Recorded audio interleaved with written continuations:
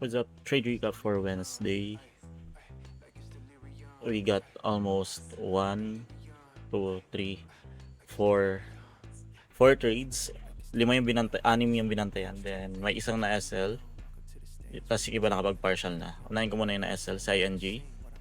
So same setup for our anticipation na CRT. Dito. And nung tinitingnan namin siya sa 5 minutes, atong entry na to is may RSI naman siya. Here. Tapos na-flip niya naman to. Yun nga lang na SL. Next is si iGen, which is currently playing right now. Same thing. My RSI.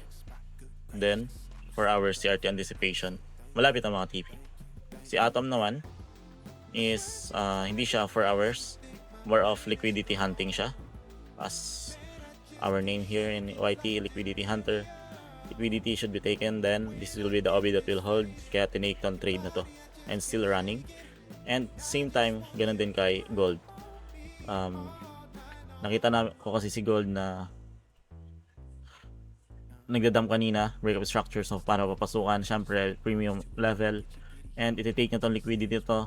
And kapag tinake pa to, mas nadami na to, kaya dito na lang ang SL. And we got a good run here kay Bitcoin. Partial na, kailangan na siya partial. And at the same time kay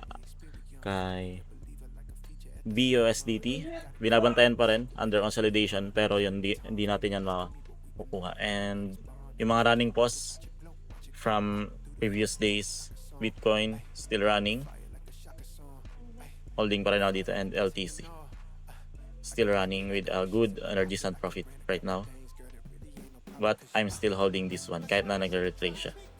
Yun lang, thank you for watching and see you bukas.